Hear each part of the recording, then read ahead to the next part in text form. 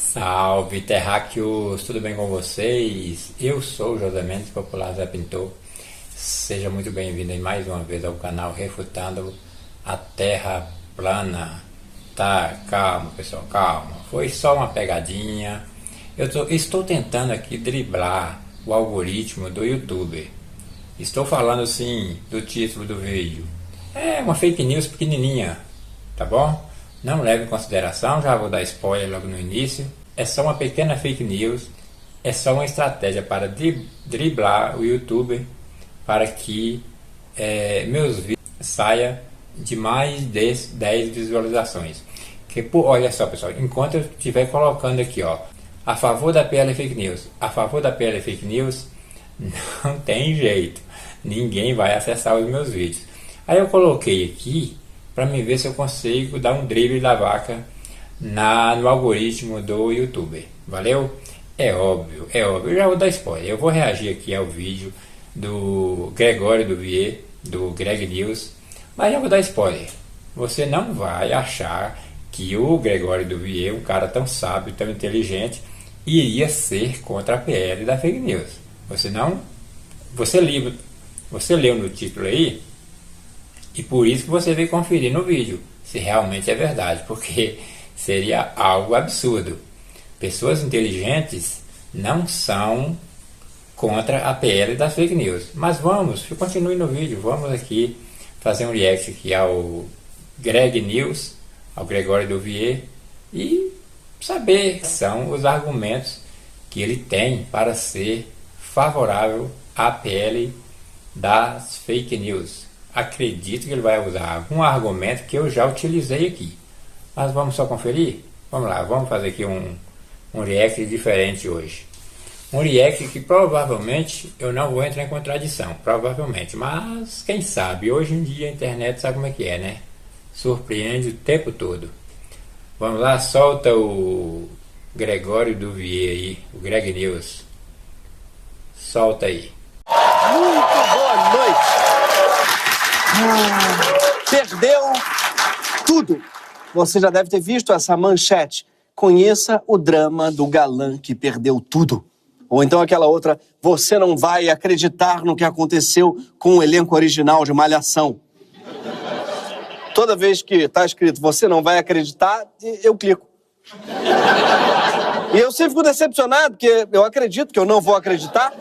Na hora eu sempre acabo acreditando no que eles falam, né? E o site nunca revela uma coisa inacreditável. Nunca revela, tipo, olha, o Perereca de Malhação ganhou o Prêmio Nobel de Física. Eu não acredito.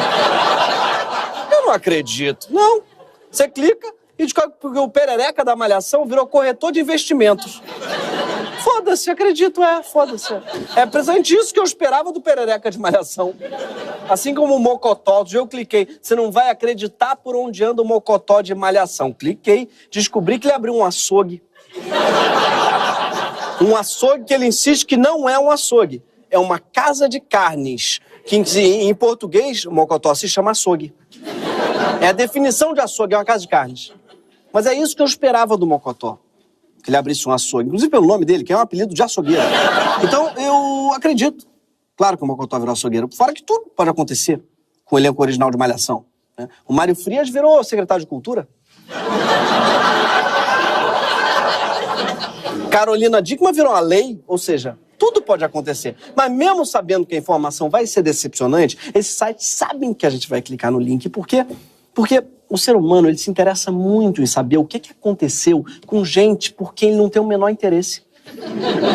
E eu gosto de falar, o ser humano gosta para coisas que eu gosto, que faz com que eu me sinta menos mal. Não sou eu, gente, é o ser humano. Conheça o drama do humorista que perdeu horas de trabalho vendo clickbait. Clickbait, aliás, é um termo em inglês para essas matérias que fazem qualquer coisa para ganhar o seu clique. E de todas elas, a mais infalível são as do tipo antes e depois. O site Tendo Mal coloca lá um antes e depois do Cristiano Ronaldo, do Gustavo Lima, do Wesley Safadão, da irmã do Neymar, ou da irmã do Gabigol, que fez plástica e ficou igualzinha à irmã do Neymar. Que, por sua vez, namorava o Gabigol. Antes e depois também é um conceito que se aplica à personalidade. Sim, porque antes a Regina Duarte era namoradinha do Brasil, depois virou uma ex-namorada com ordem de restrição. Antes, a Jovem Pan era uma rádio para jovens, hoje é um YouTube para velhos. Eles estão sempre na mídia errada, os caras.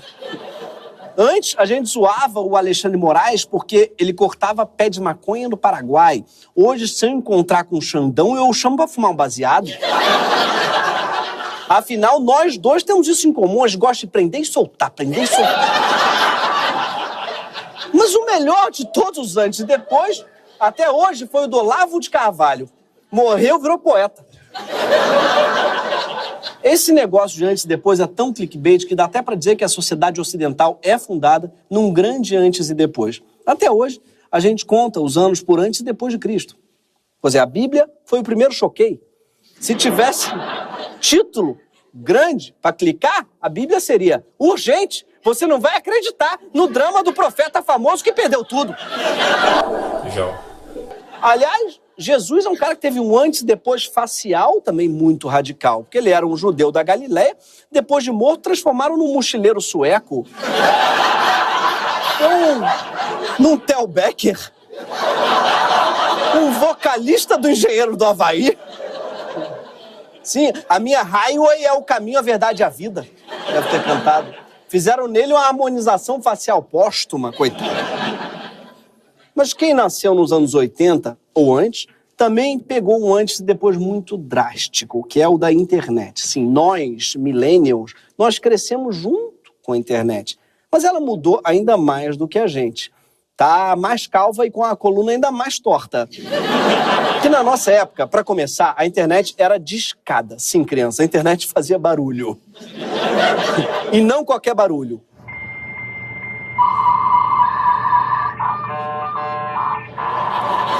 Parece que está exorcizando um robô, não é? Mas o mais louco é que esse barulho apocalíptico era música para os nossos ouvidos. Que significava que o computador estava conectando. Sim, para entrar na internet, você tinha que fazer um ritual com direito a música satânica. Hoje em dia, imagina, você tá na internet o tempo todo, você faz o ritual para sair da internet, tomar ayahuasca, aí você sai. Mas você não precisa fazer mais nada para entrar na internet. Não só não existia um telefone celular com internet, como você tinha que sair do telefone para entrar na internet. A frase que a gente mais ouvia é: sai da internet que eu quero usar o telefone. E através dessa internet por telefone, nós vimos o início e o fim do ICQ, do bate-papo da UOL, do Orkut, do Mortadela, do MSN. Sem falar no Fotolog, no Flogão, que era uma espécie de Instagram sem filtros e sem fuder a saúde mental dos usuários. Para começar, só podia postar uma foto por dia lá. Uma foto por dia só, e acabou. Depois você não perdia tempo vendo a timeline dos outros, porque nem tinha timeline. Tinha que ir lá no perfil da pessoa, ficar stalkeando, ficar clicando em cada foto, esperando baixar. Ninguém tinha saco pra isso. É um trabalho fodido stalkear alguém. Eu tinha um site de fotos, por acaso, que eu frequentava muito, que chamava Boa Bronha. Era um barato aquilo, assim. Cada foto demorava 1 minuto pra baixar. Começava do rosto, ia descendo, mas assim... Você tinha que se masturbar com o pescoço. Era prática medieval até. Era muito erótico. Normalmente eu terminava antes de chegar no mamilo já. Perdão, o ser humano terminava antes de chegar no mamilo. O ser humano daquela época. Eu sou ouvido, o ser humano me contou. Foi mais ou menos nessa época, mais precisamente em 1996, que o Bill Clinton sancionou a principal lei americana sobre a internet, que continua em vigor até hoje. Essa lei americana isenta as plataformas de responsabilização pelo conteúdo que os usuários postam. Essa lei fazia bastante sentido quando ela foi criada, porque naquela época, como a gente falou, as empresas de internet, elas eram meros serviços de hospedagem, de sites, de blogs. Foi essa lei americana que acabou influenciando um artigo específico do nosso Marco Civil da Internet, sancionado em 2014 por aqui, que também isenta as plataformas de responsabilidade por conteúdo gerado pelos usuários. Hoje, por aqui, plataformas como YouTube, Facebook, Twitter e Telegram são praticamente imunes à lei, são inimputáveis, como se fossem crianças ou filhos do Bolsonaro. Hoje, plataformas digitais como Google ou Facebook são empresas gigantes, as maiores do mundo.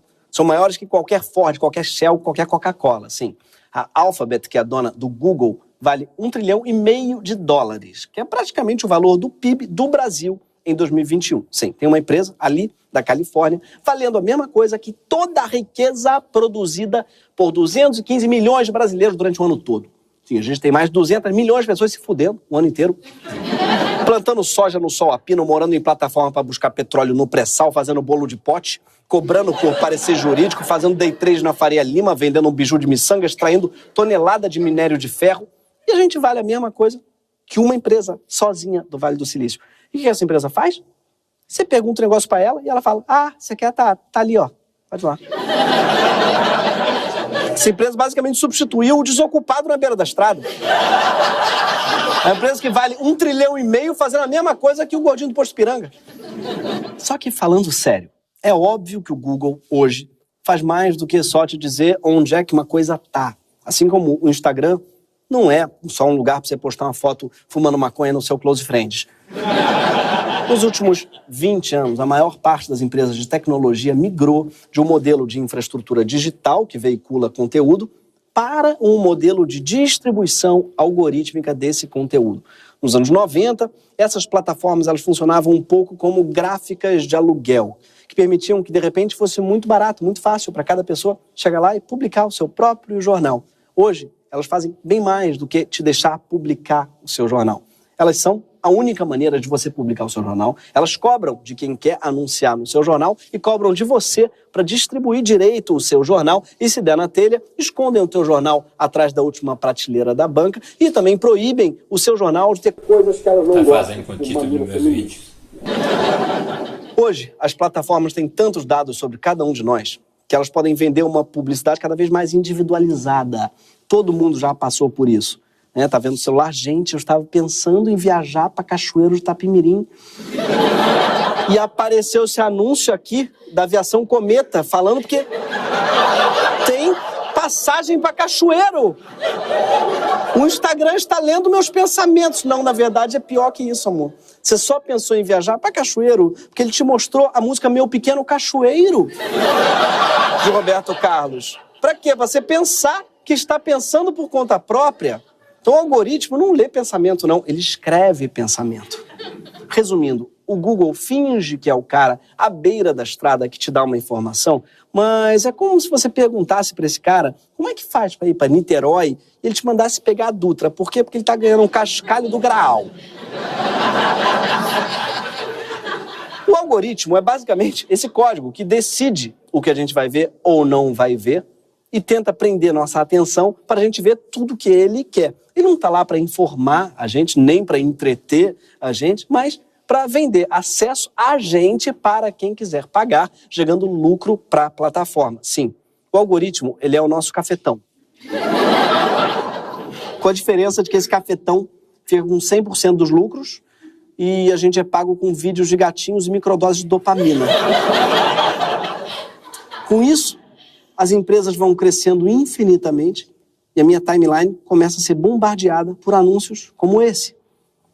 Sim, o algoritmo entendeu que eu tenho barba e que minha mulher fica puta quando eu faço a barba e deixo o pelo na pia do banheiro e que se eu quiser pagar R$ 35,99, a Amazon resolve meu problema conjugal com um avental de barba.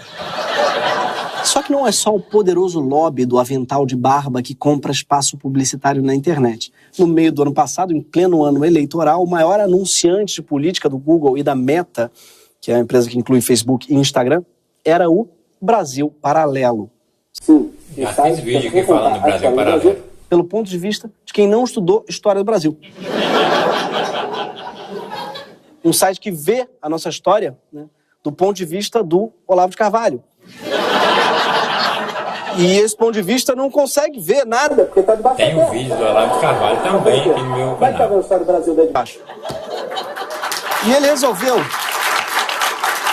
lançar um documentário conspiratório sobre a facada no Bolsonaro a 6 dias da eleição e financiar uma campanha publicitária gigante em plataformas digitais para dar visibilidade ao documentário, sem que esse gasto fosse considerado doação de campanha presidencial. Tá, mas atenção, não é um caixa 2 que eles fazem, não.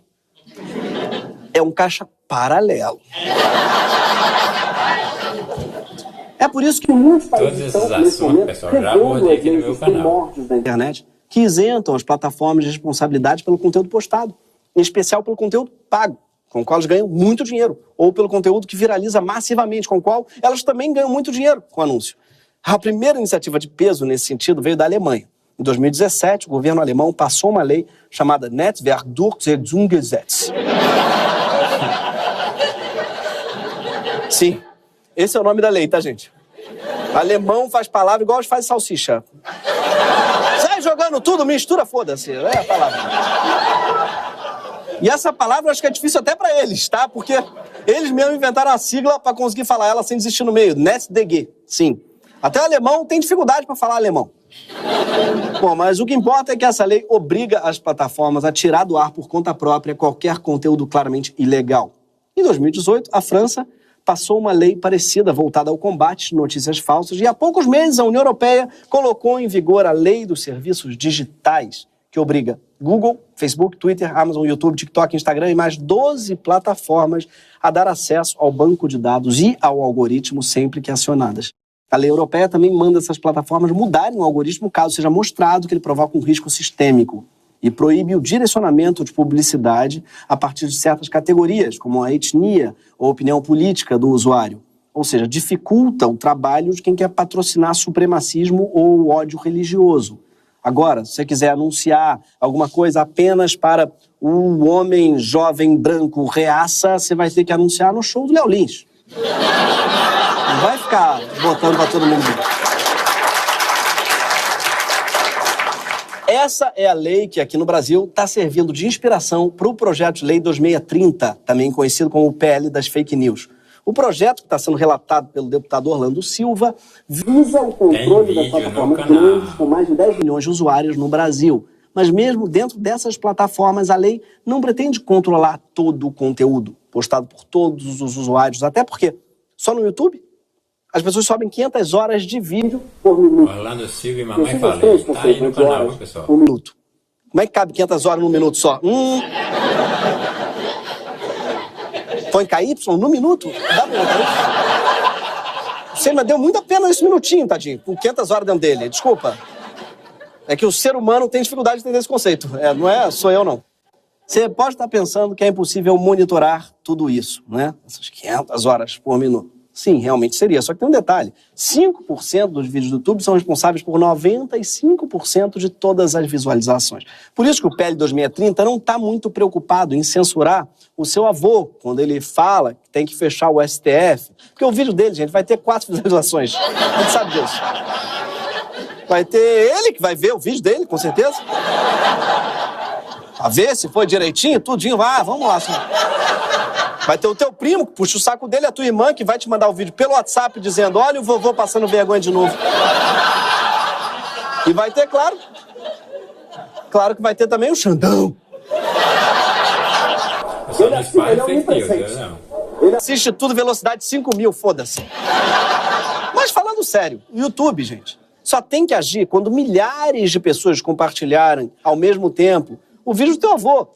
Quando isso estiver sendo turbinado pelo algoritmo deles ou pelo dinheiro que o seu avô turbinando o algoritmo deles. E aí, se o conteúdo for criminoso, as plataformas vão ter que agir sob pena de multa.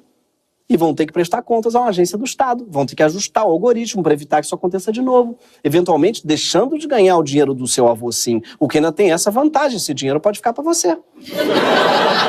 Se essa lei passar, ainda pode te garantir um PlayStation. Olha que beleza.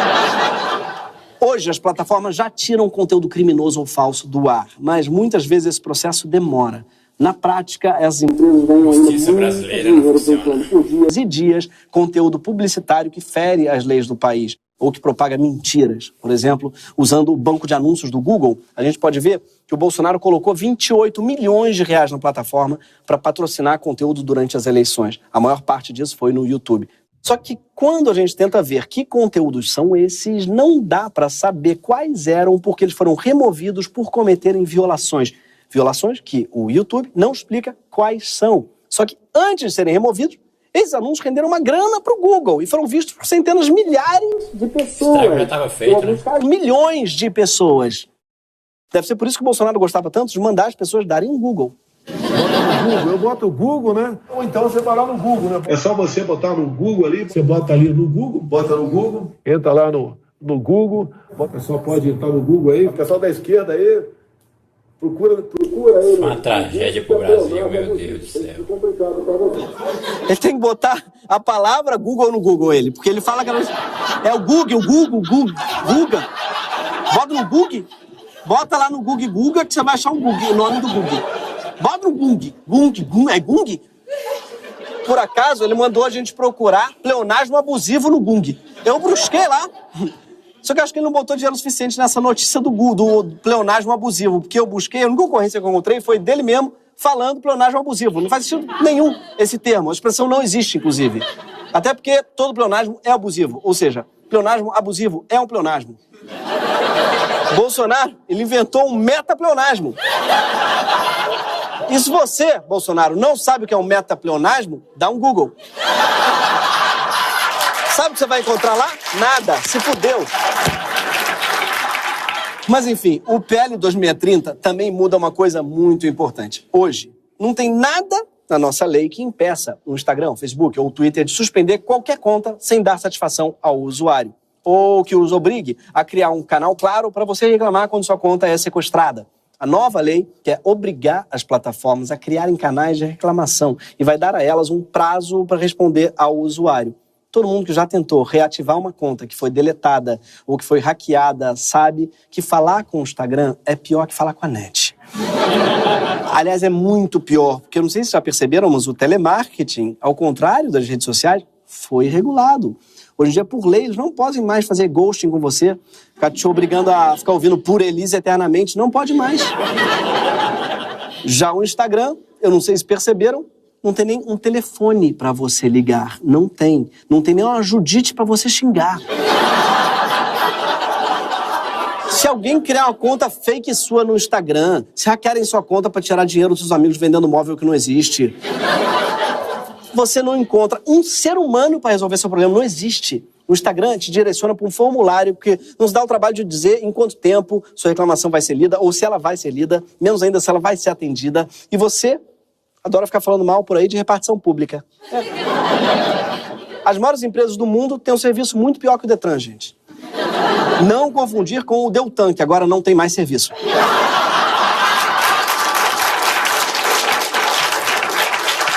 Mas, voltando ao projeto de lei, muita gente não gostou do PL 2030.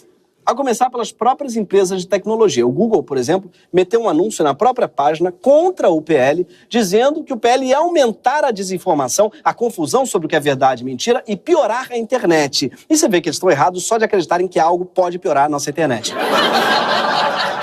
Ah, essa lei vai piorar a Rede TV. Não, gente, não dá. O Google ainda teria pagado mais de R$500 mil para veicular essa mesma mensagem no Facebook, no Instagram e no Spotify. E driblou o Código de Defesa do Consumidor porque publicou um anúncio de conteúdo político sem avisar no anúncio que ele tinha conteúdo político. E eles foram muito burros. Porque para lutar contra a regulação, eles acabaram deixando claro que eles precisam de regulação. Faz o nosso sentido, tipo gente que se diz muito humilde. Marrento, eu sou a pessoa mais humilde que eu conheço, porra. Sou da paz. Quem acha que eu não sou da paz, eu vou dar porrada. Já o Telegram, que nem sequer tem escritório no Brasil, o que o Telegram fez? Mandou uma mensagem para todos os usuários brasileiros atacando o projeto de lei e pegou até mais pesado que o Google, escrevendo que a lei iria acabar com a liberdade de expressão e ia dar ao governo poderes de censura. Era mentira, tanto que o conteúdo foi retirado do ar com ordem judicial. Só que antes disso, mais de 1 milhão de pessoas já tinham lido essa mentira. É igual aquela famosa frase do Mark Twain: uma mentira pode dar meia volta ao mundo enquanto a verdade ainda está calçando os sapatos. Isso pode ser facilmente comprovado pelo fato dessa frase não ser do Mark Twain. Eu acho que ela é da Clarice Lispector. Mas, por que será que essas empresas estão tão empenhadas em evitar qualquer tipo de regulação? Muito provavelmente por questões financeiras. Hoje, elas ganham muito dinheiro com discurso de ódio. E porque moderação custa caro. Porque discurso de ódio gera engajamento, logo gera dinheiro. E é aí que mora o perigo. Um exemplo desse por isso que mamãe falei, não quer a PL um país no sudeste da Ásia que tem esse nome narcisista. Um convite para lá, gente. Convite pra Mianmar parece sempre sexual. E aí, quer vir pra cá pra Mianmar? Quero não, obrigado. Em 2011, Mianmar deixou de viver sob uma ditadura e a rede de telefonia deles foi privatizada e o acesso ao telefone celular ficou bem mais barato. Os celulares já vinham com o Facebook instalado, podendo ser usado de graça, sem descontar do pacote de dados. O resultado é que o Facebook, em Mianmar, virou a própria internet. Em meses, milhares de pessoas entraram na rede e o discurso de ódio correu solto. Monges budistas começaram a viralizar no Facebook pregando violência contra uma minoria islâmica, os Rohingya, porque viralizava, e sim, não é porque você é um monge budista que você não é um filho da puta. Tem pra caralho, igual. A distribuição de filhos da puta para as religiões é praticamente igualitária. É uma distribuição maravilhosa. E sim, lá os monges começaram a pregar o ódio. E segundo o relatório da Anistia Internacional, o algoritmo do Facebook amplificou ativamente o quadro de perseguição, angariando apoio a uma campanha militar que resultou em estupros, mortes e no exílio de mais de 700 mil pessoas. Sim, o caos foi tão grande que deu aos militares uma desculpa para tomar o poder de volta, esmagando a oposição civil. Nesse vídeo, que ficou um clássico, uma professora de ginástica acabou gravando, sem querer, imagens do golpe militar enquanto ele acontecia, sem se dar conta nem perder a coreografia.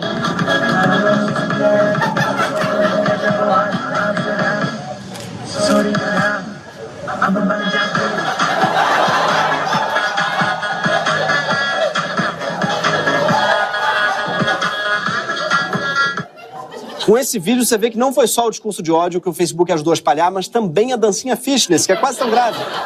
E as duas coisas estão ligadas, que assim como a moça do vídeo, a gente nem percebe a falência da democracia porque tá focado no agachamento.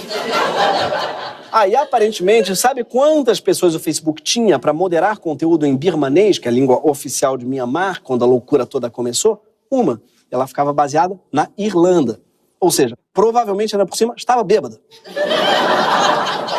Mas voltando ao PL 2630, não foram só as Big Techs que ficaram chateadas com ele. Muitos políticos de extrema-direita também. Um deles é o deputado Nicolas Ferreira, que inclusive já foi condenado por divulgar fake news. E agora tem contado fake news como essa aqui para explicar por que ele é contra o PL das fake news. Então deixa eu destrinchar um pouco aqui esse PL. Que diz respeito ao segredo de negócio das empresas digitais. Basicamente, eles estão pedindo para a Coca-Cola falar qual que é a receita da Coca. E a Pepsi falar qual que é a receita da Pepsi. Vergonha do nosso estado aqui, ó. Minas Gerais elegeu a forma do que eles estão fazendo.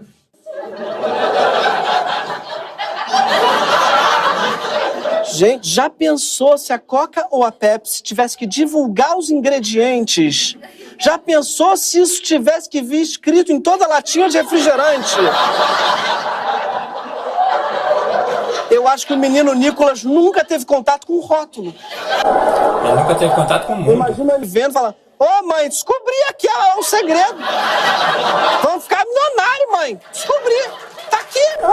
O mineiro virou piada com esse Nicolas. Deus me livre. Mas sério, o que ele acha? Que se o Instagram divulgar algoritmo, o pessoal vai começar a fazer rede social em casa? Fazer um Instagramzinho caseiro? O Instagram vai ser o novo kombucha? É isso que ele tá achando? Mas o menino Nicolas não está sozinho nessa guerra.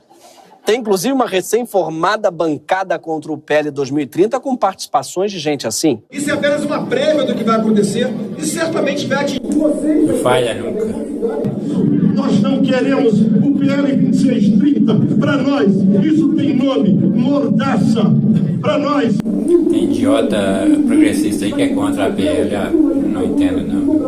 Amada imprensa e a todos, só uma palavra. Deus existe e não permitirá.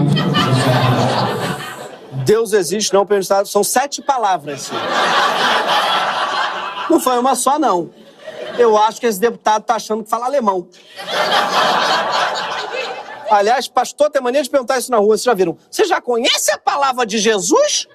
Eu já falei uma vez: opa, pode falar qual é a palavra. Ele falou 1000 palavras. É sempre assim, não caiam nesse golpe da palavra. Esse negócio de palavra é clickbait. E por que será que políticos de extrema-direita como Nicolas Ferreira estão tão preocupados com a regulação de plataformas? Provavelmente porque hoje essas plataformas beneficiam o conteúdo deles. Hoje, 70% do tráfego do YouTube vem de conteúdo indicado pelo próprio algoritmo, segundo os dados da empresa. E o jornal americano The Wall Street Journal mostrou que o algoritmo do YouTube tem uma tendência a indicar conteúdo de extrema-direita. Pois é, se você clica num vídeo de gatinho e deixa o site indicar os próximos vídeos infinitamente, você provavelmente vai acabar vendo o Olavo de Carvalho dizendo que a Pepsi é feita com fetos abortados. Deve ser por isso, inclusive, que Nicolas acha que a fórmula é secreta. Aliás, bons tempos em que feto virava Pepsi, agora vira deputado. Uma pesquisa feita pelo MIT mostrou que uma notícia falsa tem 7 vezes mais chances de ser compartilhada do que uma notícia real. Está provado que o algoritmo favorece a mentira. Então não dá para esperar que o debate de ideias vai naturalmente fazer as pessoas distinguirem verdades e mentiras. Porque o que essas plataformas estão criando não é um debate de ideias igualitários, é um 7-1 de ideias. É um corredor polonês, é um gangbang de ideias. O fato é que hoje, ao contrário dos anos 90, é na internet que acontece a maior parte das nossas interações sociais, nossa comunicação pessoal e profissional, nossos relacionamentos, nosso consumo de notícias, nossa interface com a realidade, nossas interações econômicas, nossa vida afetiva, familiar, profissional, amorosa. Sem a gente perceber, o nosso perfil foi tomando lugar da nossa pessoa, virando quase que uma identidade só. Mas nossos perfis são obrigados a viver sob os termos de uso definidos por um pessoal que a gente não conhece, em quem a gente não vota. Escravidão digital, isso aí. Está mais do que na hora da gente definir nossos termos de uso coletivamente. O projeto de lei 2630 não vai tornar a internet um paraíso da noite para o dia, mas vai ser um passo muito importante para a gente conseguir algo que a gente nunca teve, que é o controle civil do ambiente. Não, mas falei. Isso Cadê faz você? esse texto foi completamente desfigurado no Congresso. E esse é um risco real. Desde que ele foi apresentado, se for aprovado, né? Se for aprovado. Até deputado tentando emplacar imunidade para parlamentares publicarem o que quiserem sem ter que seguir as regras que vão servir para todo mundo. Esse tipo de abuso precisa ser combatido e não pode impedir uma conversa de verdade sobre regulação das redes. Porque, no fundo, essa discussão não é sobre fake news, liberdade de expressão, nem segurança na internet. Ela é simplesmente o começo de um processo muito atrasado que não pode mais ser adiado. A internet de hoje precisa ser regulada, porque a internet de hoje é o mundo de hoje. É nela que a gente escolhe os candidatos, a gente ganha o pão e vende o peixe, ou o bolo de pote. A gente precisa mesmo dar esse primeiro passo, precisa dar rápido, antes que a gente vire um clickbait. Conheça o drama do país, que não tinha nada e perdeu tudo. Esse foi o Greg News, boa noite!